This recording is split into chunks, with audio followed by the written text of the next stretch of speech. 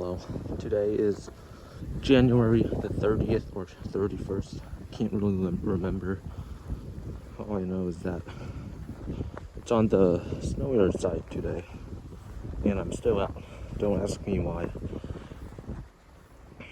Well, one of the reasons is I want to make this video about Indian history from the mid 13th century to, which is where we left off last time, to hopefully by the time the Mughals arise, because it's a very interesting period in Indian history when a foreign religion is coming and changing the lifestyles of millions, whether they choose to convert or not.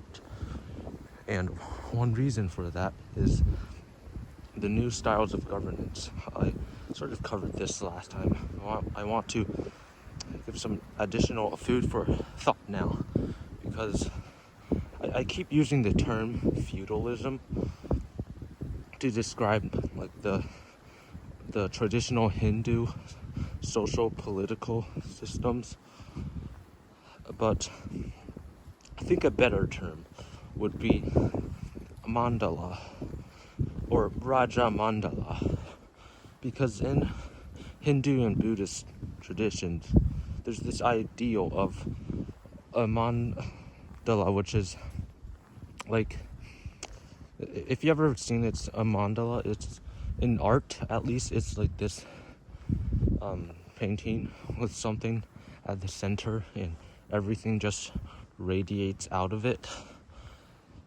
And that's very prevalent in Hindu Buddhist political worldview as well. Like the king or the Raja would be at the center, and usually his like influence and power would radiate out to his feudatories, also known as vassals. That's why we use the term feudalism a lot to describe like Hindu Indian society. But again, the mandala probably is it's a more appropriate and culturally closer term to describe that system. Mandalas are also prevalent in Southeast Asia. In fact, if you research mandala in Wikipedia, they'll only tell you about like the mandalas in Southeast Asia, but it does mention that mandalas did originate from India, where they were called Raja mandalas, and especially in South India, which influenced Southeast Asia the most, you have like feudatory empires like the Cholas, and their king was known as the Deva Raja, so literally the god king. And yeah, so it can be very similar to how kings in Southeast Asia were also called god kings, and that's part of the mandala. I guess that's just part of the mandala system. It was also prevalent in northern India until the Muslim invasions. So on the other side, in like the Muslim side of governance, there's typically an emphasis on tribal relations. But I don't really think like Indo-Islamic empires really have that. So usually they're focused on like a bureaucracy for the Indo-Islamic empires that sometimes incorporate, sometimes favor tribal certain tribes, I guess. All right, just met a stranger. She's something like over there. She told me I couldn't go any farther because there were some issues in this path, so instead I'm going right up here, like off track. And as I was saying, Raja mandalas and Islamic governance. like I said, Islamic empires usually favor tribal ties, and some Islamic bureaucracy did indeed favor like specific tribes. Uh, oh, almost tripped and fell. That would have been bad. But religion didn't really play a role in their governance. There were very few theocracies in the Islamic world, or, well, if you want to call the Deva Raja kingdoms a theocracy, go ahead. It depends how you define theocracy. Personally, I don't think it's a theocracy. I don't think the Brahmins are running, the Chola Empire, or Malwa, or Orissa, like empires like that. But if you say, like by definition, the Deva Raja is a religious leader because he's like a demigod, then sure, you can call those governments a theocracy. But then that would also mean, Imperial China would have to be a theocracy. Monarchical France would have to be a theocracy, as well as the Byzantine Empire. And I think to that point, the term theocracy becomes meaningless. So, but to be fair, in Islamic empires, there wasn't really a theocracy, at least in India, because the Sultan was viewed as immortal. He was viewed as a representative of God, but not like a god himself. Similar, or at least not to the extent that the Deva Raja was seen as a god. Something that is compounded by how the mandala system works. And so, for the most part, sultans were sort of semi-secular rulers. I have to get through this. And they did actually allow like some parts of the mandala to continue working, especially in Southeast Asia. But at the same time, most Islamic empires were extremely centralized, because in Islam they favor the overarching pan-Islamic identity, as well as the tribal identities. So nation states weren't really a thing in medieval Islam. It wasn't really a thing anywhere, but I feel like feudalism is what sort of causes nation states or mandala, and the Islamic world had very few feudal powers. It was mostly just bureaucracy everywhere. That isn't to say like Indian or Hindu Indian kingdoms weren't centralized or had bureaucracies. For example, the Chola Empire, even though it's technically feudal, was still quite bureaucratic and centralized. Again, it's not impossible to have both a feudal state and a centralized state. France under Louis XIV, for example, was both feudal and centralized. You probably think feudalism like declined in Europe after Black Death or something like that. That's not true. Feudalism was only abolished in France in 1789. And then also like Vietnam, for example, due to Confucianism, you probably think Vietnam was always very, very centralized. And to some degree, that's true. For centuries, Vietnam was sort of like a military dictatorship. But at the same time, it was also a mandala feudal empire, heavily influenced by in the Indian style of political administration. Yes, there's a house going over there. No, I'm not going to. Okay. So, as I said, Vietnam, sort of a military dictatorship. because the military elite was in charge for centuries. And to tie it back up to last episode, it was the same with the Mamluk dynasty of the Delhi Sultanate. Since Mamluks were basically just slave warriors that seized power to become the new elite themselves. That does mean there's a lot of instability.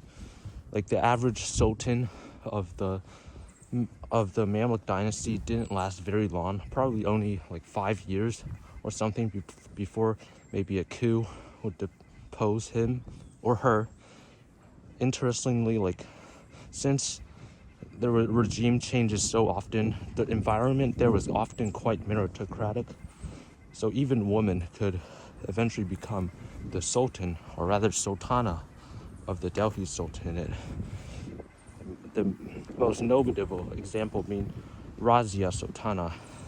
This is also true in Egypt under the Mamluk dynasty, where I think like one of the first sultans of that dynasty, that Muslim dynasty, was a woman. I can't remember her name though. Anyways, I did say the Mamluk dynasty in Delhi was quite unstable, but it was still composite enough to not succumb to the Mongol invasions. You'll probably remember the 13th or 14th centuries most for the Mongol invasions, especially for like Eurasian history. And yeah, the Mongols were literally everywhere. They even invaded India. Not once, not twice, but almost like 10 times, I think, between after Genghis Khan's death and the early 14th century. And each time sometimes they did make some gains. For example, I think they devastated modern Pakistan and took Kashmir at one point. But for the most part, the Mamluk Delhi Sultanates, as well as the Khilji dynasty there that succeeded the Mamluks, were both able to generally repel the Mongols over and over again. Perhaps that's because they both had horses. The Mamluk dynasty and basically every dynasty in the Delhi Sultanate was either of Persian or Turkic descent. So they had a lot of experience with horse archery and that, or at least light and heavy cavalry.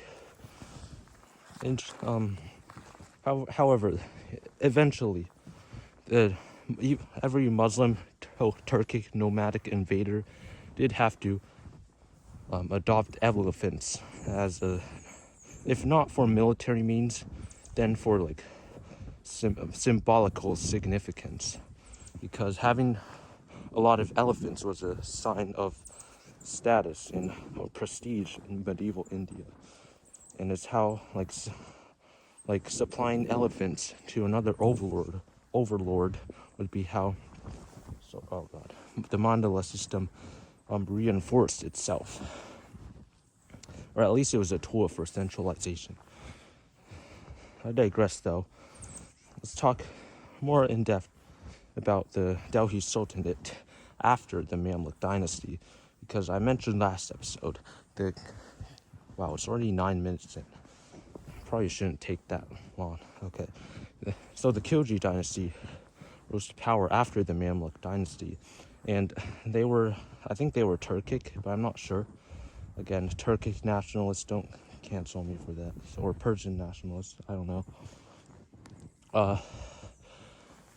And I also said last episode, they centralized the empire for the first time, developed an okay taxation system, standardized the currency, all that, and also made India more open to the rest of the Islamic world by ties to the Abbasid Caliphate based in Iraq.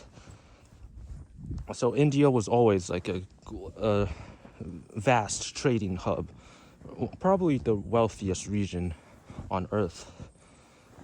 But it wasn't as global as the extent that until the Delhi Sultanate arrived. Because if you remember, most of the Indian Ocean was basically a Muslim lake by the time the Europeans arrived. So having Muslim empires in India really connected it to the wider Indian Ocean world.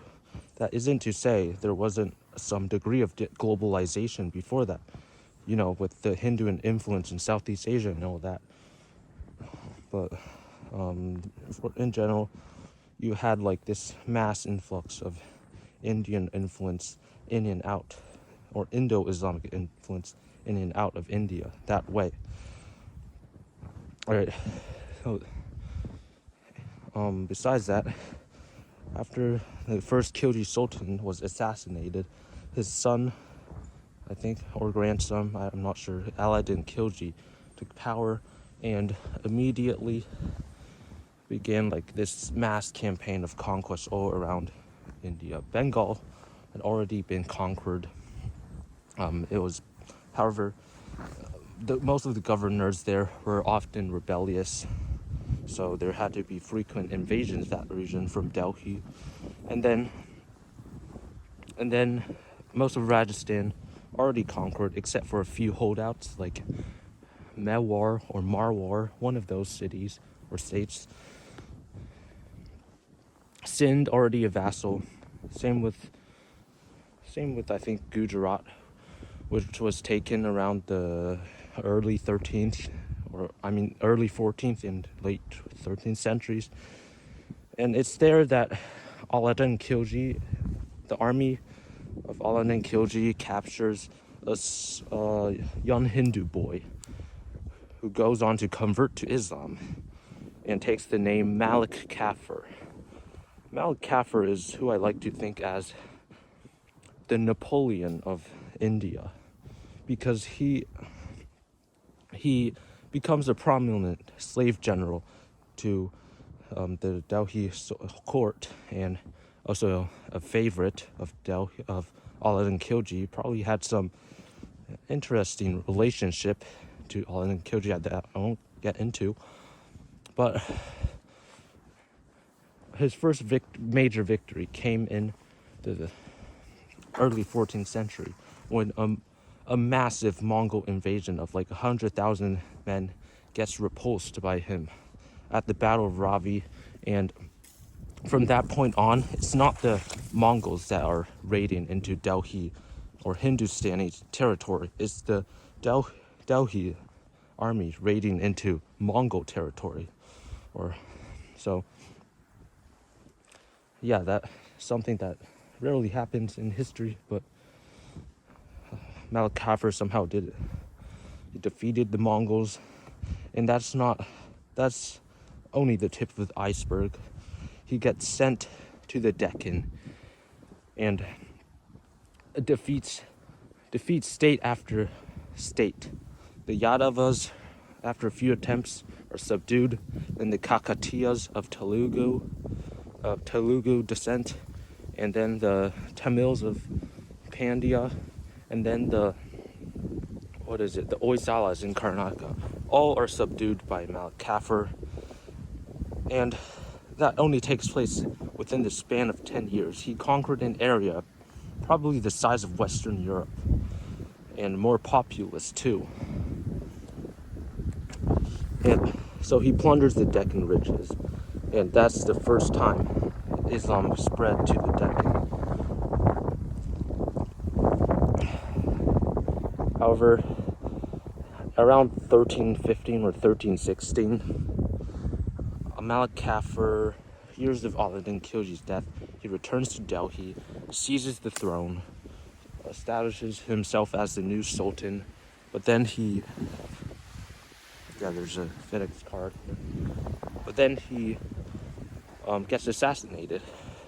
So probably his story is similar to maybe Nadir Shah's, but he did take power in the end after becoming a famous general, just like Napoleon. His conquests, however, don't last that long. I mean, as I said, Muslim empires usually favor centralization, and that's true for the next dynasty that takes power after Mount Kafir, the Tughlaq dynasty. I'm not sure where the Tughlaq dynasty originated. Probably Turkic, maybe Persian, but the Tughlaq dynasty does try to centralize the empire because it's just too large from the Malik Kafir's conquest in the Deccan, and they do that by moving the capital from Delhi to a city in the Deccan, so he can like consolidate control over that area better. But it just backfires. The whole population of Delhi, I think, dies on the way there because the Tughlaq Sultan, Muhammad bin Tughlaq, tried to evacuate the entire population to that city in the Deccan. And yeah, it just becomes a disaster. So Muhammad has to move the capital back to Delhi. And then immediately afterwards, there's major revolts from not just Hindus in the Deccan, but also Muslims. And around the mid 14th century, the first Muslims, like independent Muslim state in the Deccan arises. And we call it the Bahmani Sultanate. What is it named after? It's actually named after an ancient Iranian god. So as you can tell, the Deccan Muslims, who mostly migrated there after the conquest of Malik Kafir, they really favor Persian, just Persian culture and governance and trade, like a lot. Most of the invaders of India were Turkic, but that's not the whole story. They were Turkic Persian invaders. So when Muslims invaded, or Islam spread into India, that also meant Persian culture spread into India. And already by the time of the mid 14th century, it had spread to the Deccan. Right. But there's also another prominent sultanate that pops up a bit like to the south of the Bahmani Sultanate, and that's the new Karnataka Empire, based in the city of Vijayanagar. What religion are they? Well, Hinduism, but the rulers there were known as Hindu sultans, interestingly enough. And I think the Vijayanagar Karnataka Empire becomes like the top power in India for at least 2 centuries. Although they were defeated a few times by the Bahmanis, both of them wanted this area between the Krishna and some other river, which had most of the wealth of the Deccan. And yeah, it was pretty reminiscent of the Chola Chalukya wars there. Again, there wasn't really a decisive winner of these conflicts.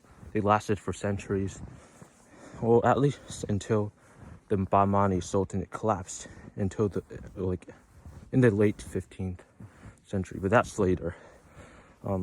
Now though, both empires have this common enemy, the Delhi Sultan of Hindustan, and so do other provincial governors. They rebel, just like the Vijayanagars and the Bahmanis. And that doesn't mean, though, like as you probably guessed, that Muslim influence is erased by these governors. No, Muslim influence actually increases, because after the Delhi Sultanate completely loses its territory outside Hindustan, India is not a majority Hindu place, at least politically. There's like half of the kingdoms are now Muslim, and the other half is Hindu. So despite Muslim making up 15% of the population at most, they make up 50% of the of the government, if that makes sense. As I said before, though, the Muslim administration was usually meritocratic, and that's especially the case for the Deccan Sultanate, whether that be the Bahmanis or their successors. And yeah, they had to do that because they were outnumbered 5-1 by Hindus. Later on, the Delhi Sultanate loses more and more territory. Like Malwa, there's a Malwa Sultanate now, a Gujarat Sultanate. There's a what is it? The Chedi Kingdom? No, the kingdom in Jajab Kabukti that I mentioned a few times previously, known as the Chandalas. Their region becomes renamed to Bundelkhand. The Chandalas are still around, but and they're still Hindu. One of the few Hindu states, actually. For the most part, they're surrounded by Muslim neighbors, like the Jharkhand Sultanate and the Bengal Sultanate. Yeah. And there's a lot of like Chero, Chandala, Bengal, Jharkhand, or Jaunpur wars between them in that region. And that defines most of the 15th century. Also, the Rajputs, they defined themselves as like one of the last bastions of Hindu resistance to the Muslims.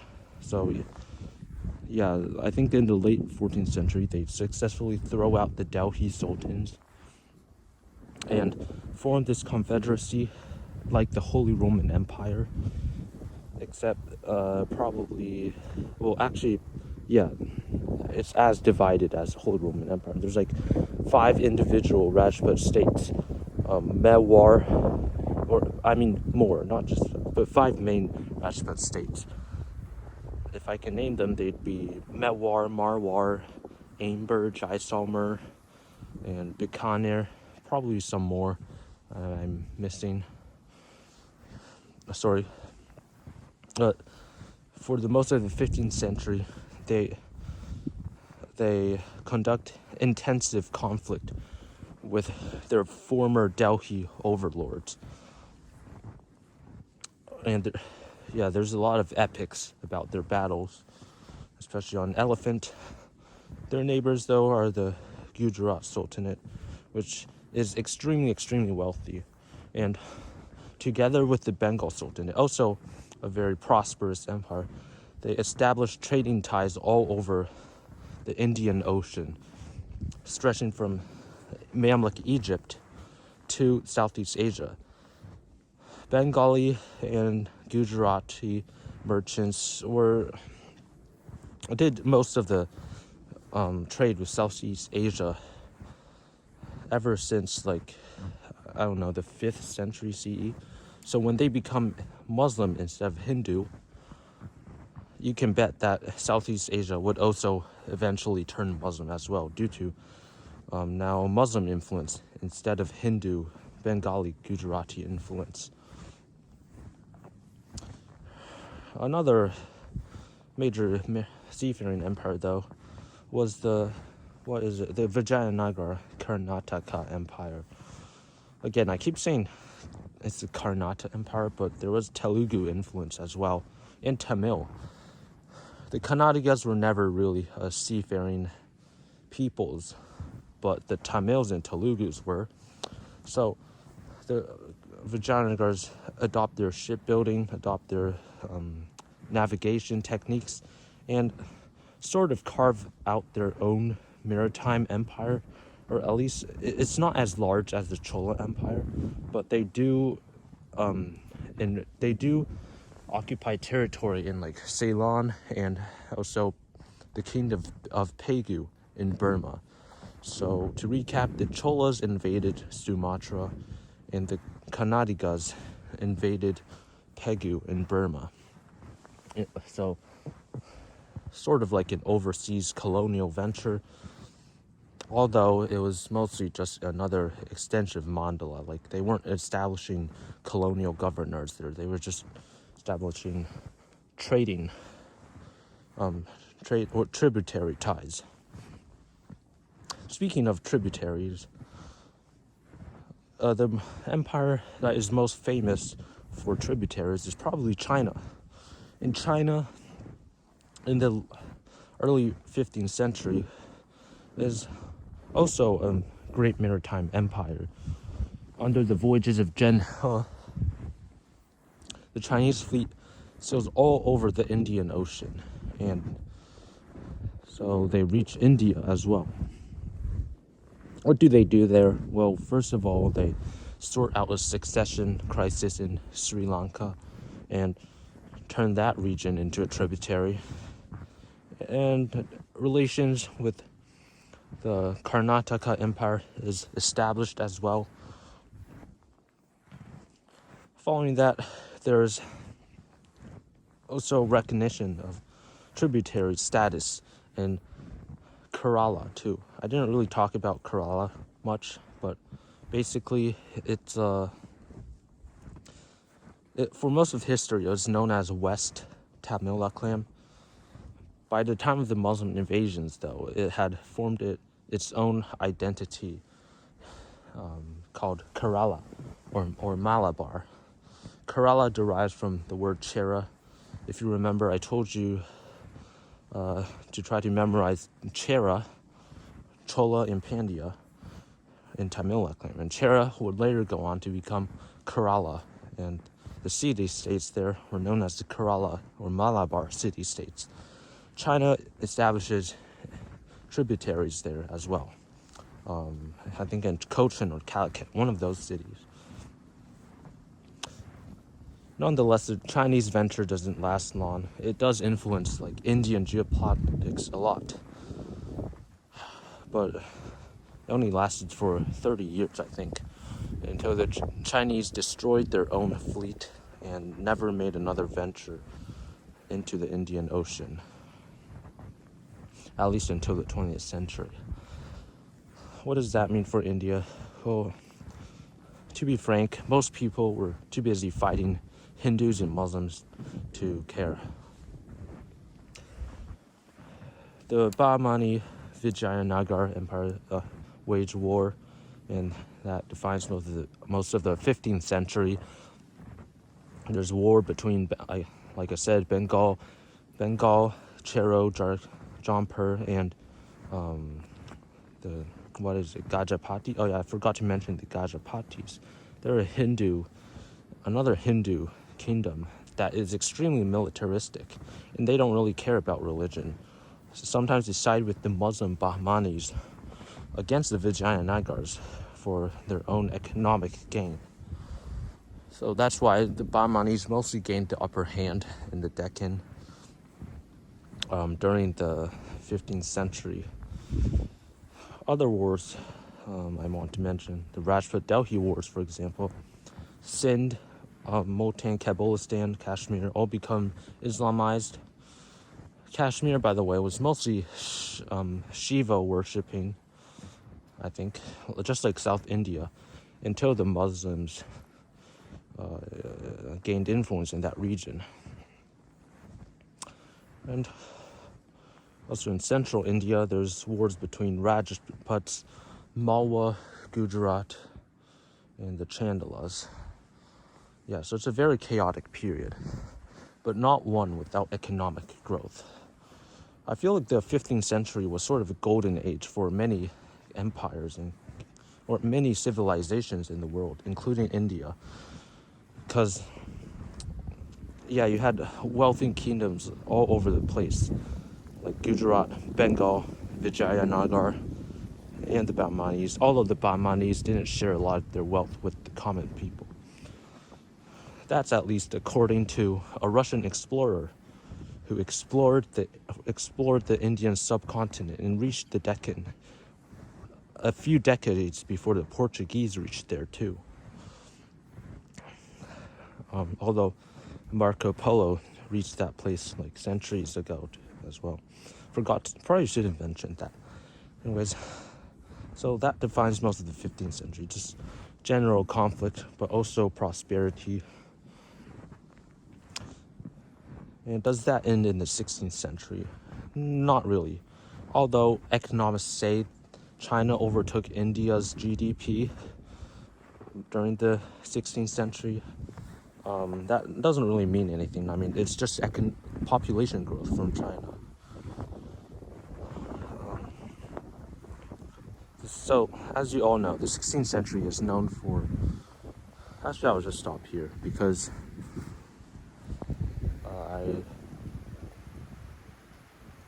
yeah, it's already been 30 minutes. Almost 31 too. Okay.